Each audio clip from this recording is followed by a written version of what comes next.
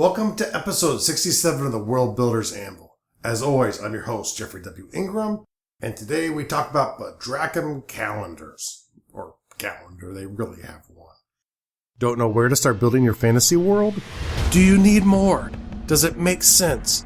Forget any worries and become a crafter of imagination. This is the place that will help prime your mind. Now, it's time to heat up the forge, break out the mithril ingots and hammer. Welcome to the World Builder's Anvil. I'm your host, Jeffrey W. Ingram. Let's sup from the mug of Java and build. Okay, welcome back. I don't expect this will be a huge episode. However, I want to give some specifics on my calendar and some of the reasons why I do it. Okay, so first off, the Baurhdrakkiem calendar starts as a solar calendar. The length of the day is 363.1 days. Very similar to Earth, not quite the same, but very similar. And originally, it was what we would call a day, which is once again the time the sun is up until it returns to the same position in the sky is one day. And for intents and purposes, we'll say it's 24 hours. Then a year is important, 363.1 days. And weeks were important. And weeks were important initially early with the Baurhdrakkiem people because for them, it helped tell a story about why things are. They're dividing time up by a belief structure. And a belief is the power of the universe, the night sky, which is a very common thing with early cultures. So they have a sun day, much the same way we do, and most every culture, I believe, has a sun day. It's the day of the sun. We call it Sunday, one word, but it's the day of the sun. They have 2 moon days, so the second and third day of the week are for the 2 moons. They have one relatively large moon, slightly larger than the Earth's moon. It actually rotates as well, which Earth's moon does not. I believe it does not, or I believe it stays in a constant, so the dark side, I believe, is the same. I could be wrong with that. But I believe the same part of it's always facing us. This moon rotates. And there's technically another moon, and it's the third day. It is a dark moon. It does not reflect well. You can kind of see it visibly with the naked eye. However, it often crosses paths with the larger moon, in which case it sticks out as a dark object with a bright background. That is also a day. That is the third day of the week. And then the next 5 days of the weeks are actually visible planets in the solar system. So they're planets that you can see from Gardul in its solar system. There are 5 planets that are visible in the night sky. Then there is a nebula day. At night in Gardul, and even during the day, depending on the quality of the air and the clouds, there's this purple-ish nebula that hangs out. And it's important in the mythology of Gardul. And there's a short story I've been working on about that, with a name that is completely stolen from Earth. But there's a story behind that name, and it's not important to this. That nebula is actually an important visible thing in the night sky for them, so it also gets a day. Now, the next thing are stars. So all of the stars are important as well in the mythology of the Baurhdrakkim people. So the stars have a day. That's day 10. And the last day is Earth Day. Or they wouldn't call it Earth Day, but essentially it's celebrating the land that they live upon. Because that is the center of the universe. It is the last day. The sun is the first day of the week. And originally it was broken down where you would have days, weeks, and a year. A typical solar calendar with weeks. And essentially they would say it is Sunday, essentially week 5. And that would be the 5th Sunday of that year. Once the new year went around, it would start over again. The leaders important people, they weren't necessarily always leaders, but it might be holy people. It'd be someone important would help drive what the calendar was, because early on there was no really central authority for Baurhdrakkim people. But typically it would be an elected person which elections are very important in the mindset of the Baurhdrakkims.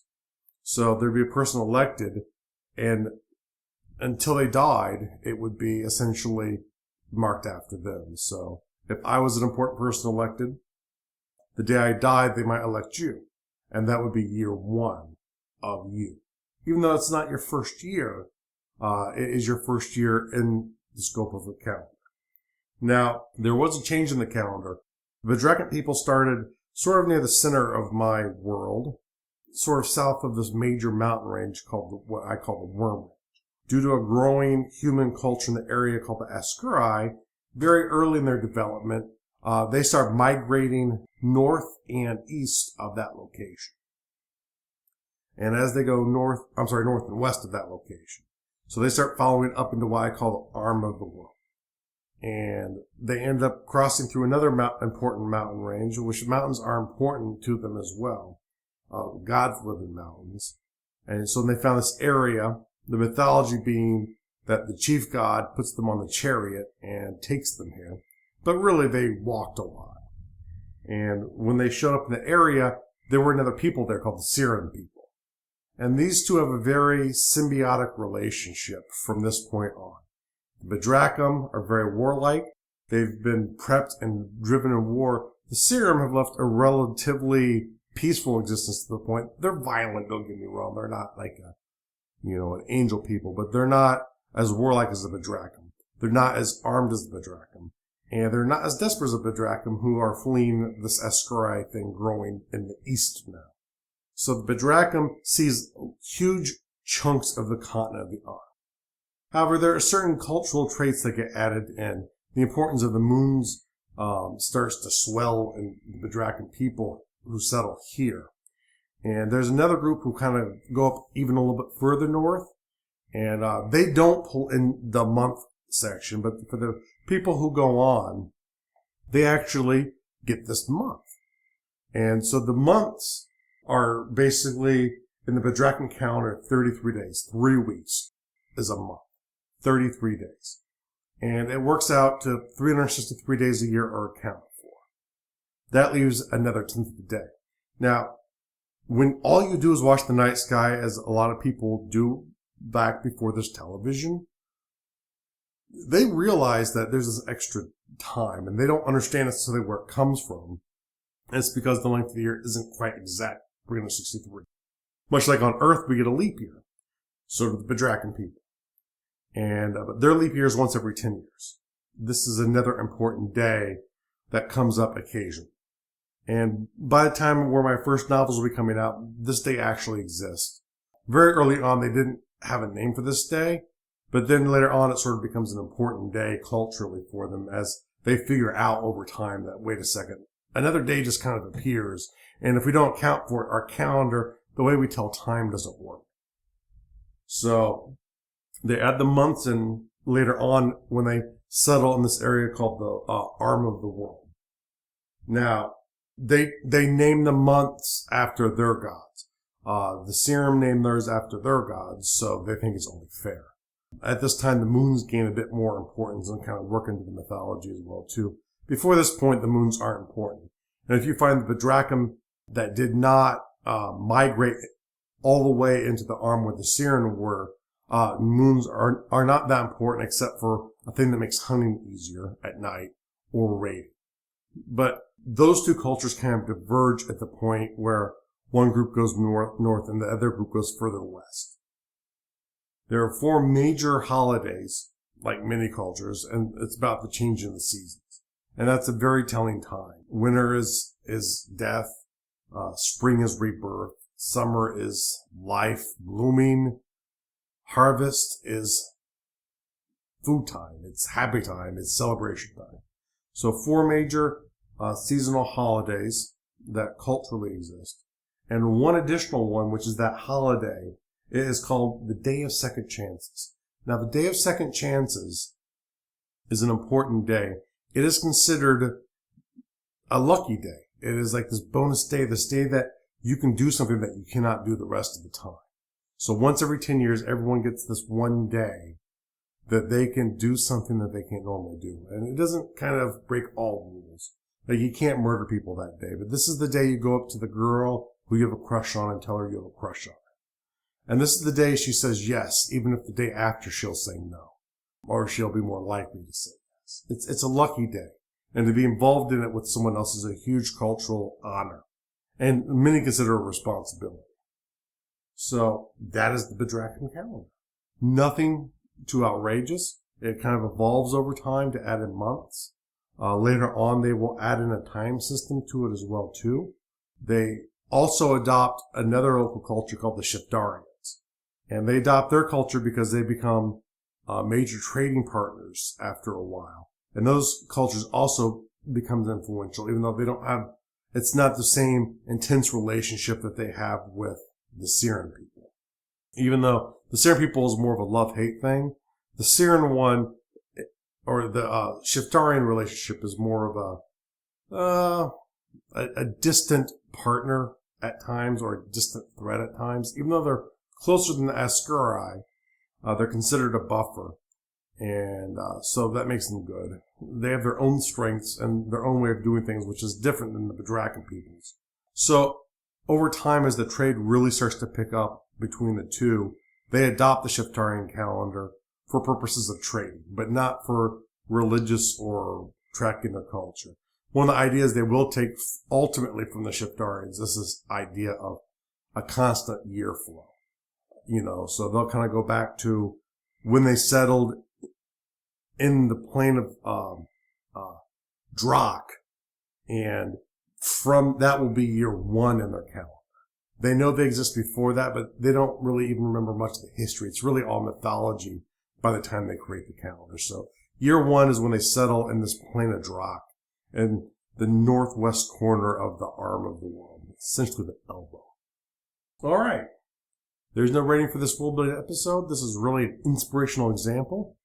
However, there might be a bit of a rating in the world building task of the day, which is to take that calendar you just built and evolve it. Take some major interaction with a new culture, look at the two calendars, and say, should any of these calendars change at all because of the influence of this other culture? So tweak your calendars. That's right. Because the problem is, when we write world building stuff, we don't consider the fact that the cultures evolve. And it's really a shame. Because that's what creates the messiness in the culture. That's what creates the uniqueness of a culture. It just doesn't come out of nothing to where it belongs.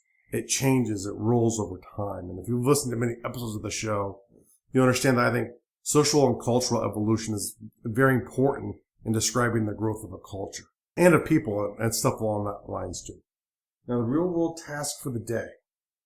Find 3 things that you no longer use that are laying around your house and go get rid of them. Recycle them if possible, or throw them away.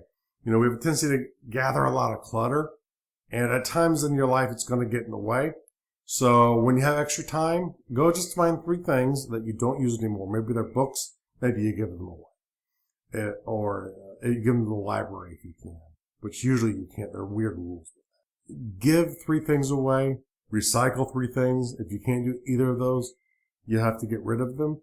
But, declutter a little bit. Take some of the stuff that's in your way in your home that's just taking up space that you've not looked at in the past 10 years and start getting rid of it. You don't have to get rid of it all at once, but a little at a time.